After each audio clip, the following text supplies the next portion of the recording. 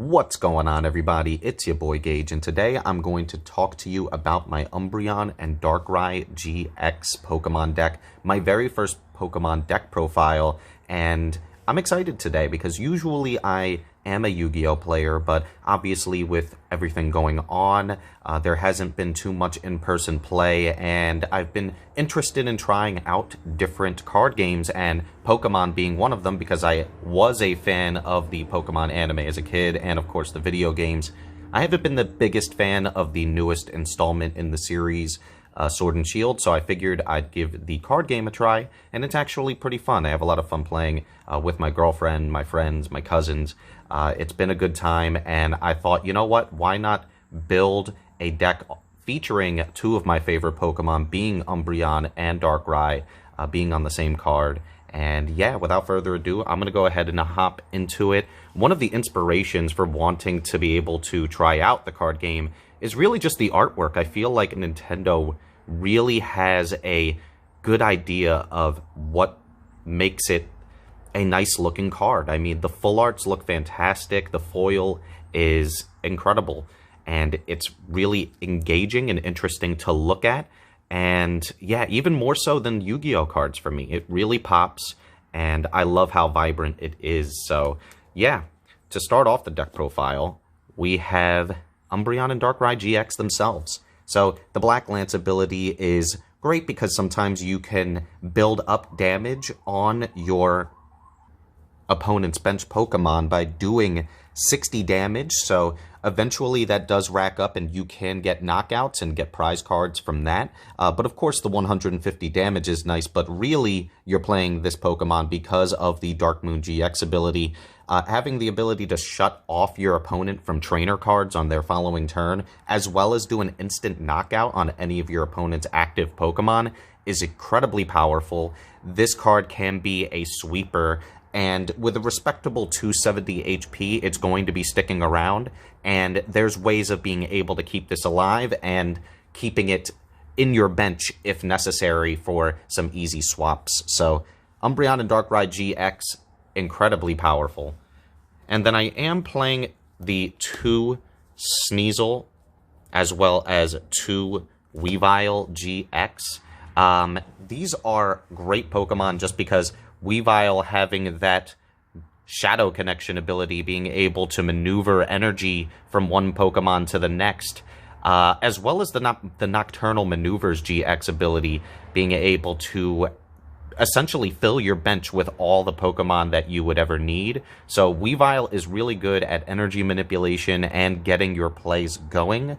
So it's a must in any dark deck. It's also very searchable with everything else that we're playing. So yeah, you're going to want to have Weavile set up early. And then I am also playing two Silvally GX along with the two Type Null. So Silvally being able to reload your hand to a minimum of 5 cards every turn is incredible. You want to be able to have this set up in your bench so that you can just always have access to cards, always have access to that, to more support and card advantage, and Silvally helps you do that. You never really use the Silver Knight GX ability. I mean, it can be convenient and cheesy if there just so happens to be an Ultra Beast in play, but really you're just using it for the disc reload so that you can always have at least 5 cards in your hand at all times.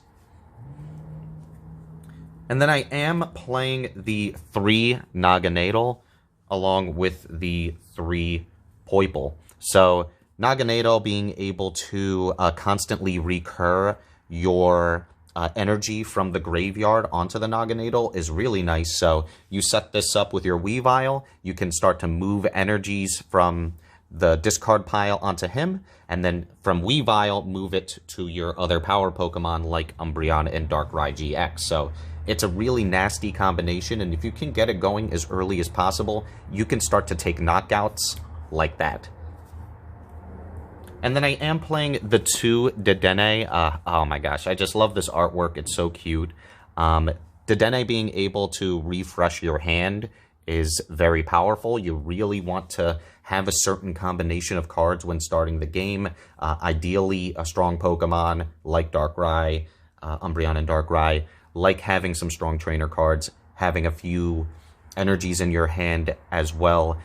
Dedenne being able to refresh that for you is imperative, so having at least 2 of them in the deck is great.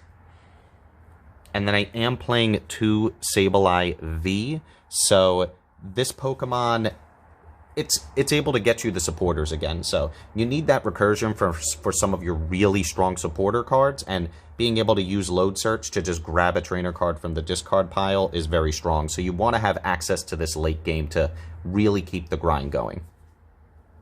And then the 1 Ditto for utility, this can essentially be any basic Pokemon that you want, and we want to get those evolutions going as fast as possible. So you can use it for the type Null, you could use it for the Poiple, you could use it for whatever you need in that moment, and its versatility is very, very useful. Then the 2 Mysterious Treasure to search your Poiple and Naganadel more consistently. Like I said, that combination I mentioned before was very deadly, so you want those Pokemon in your hand at all times. And then, of course, for the card advantage, we are playing for Cynthia, for Bay, being able to shuffle your hand in the deck and then draw 6. That's very good. You never really want to lose out on cards by sending it to the discard pile. So being able to shuffle it back in means that you don't have to necessarily worry about decking yourself out, and that's what I love so much about Cynthia. I am playing 3 Cherish Ball to be able to search out your GX Pokemon. It's pretty free, so you're almost always going to have access to a way to get into your Umbreon and Darkrai. I am playing 2 Cynthia and Caitlyn, being able to, of course, recur those supporter cards, but being able to discard draw 3 is strong as well. And then the 3 Mallow and Lana to be able to keep your Pokemon alive, constantly swapping them from the active into your bench and then healing 120 damage. If you can really get a rhythm going, you can set up 1 Pokemon, have them attack, then switch them in the following turn, have another Pokemon attack, and then just keep that going for as long as possible. Your opponent won't be able to knock you out, and you'll slowly start to gain advantage to the point where you're snowballing to the win. So Mallow and Lana is a really great card for extending the game as long as possible, extending the grind game, and this deck can do that. 2 Pokemon Communication, any card in your hand essentially, any Pokemon in your hand essentially becomes any Pokemon in the game. So Pokemon Communication, very strong searcher. The 2 Great Catcher for being able to switch your opponent's GX and EXs. Obviously, you don't want them to have theirs, so being able to manipulate that when you need to is strong.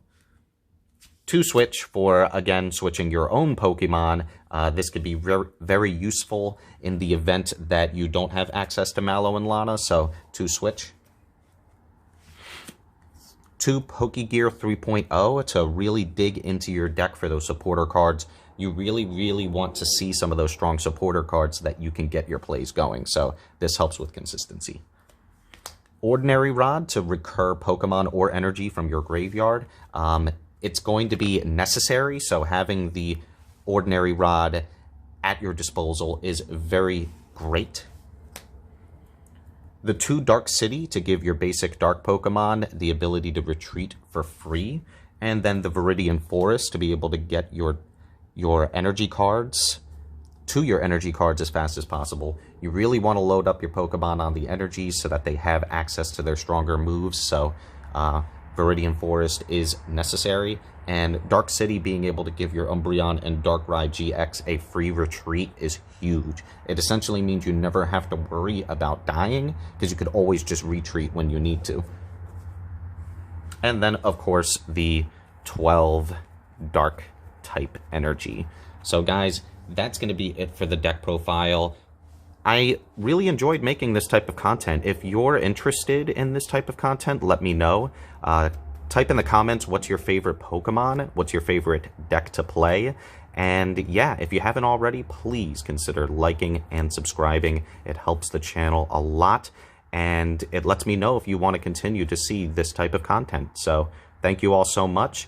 Obviously, there's no competitive events going on, so this really is a deck to just play with your friends, have a good time. Nothing like going to any tournaments or anything like that in this current age. So try to have fun with it and consider building a deck of your own. Till next time.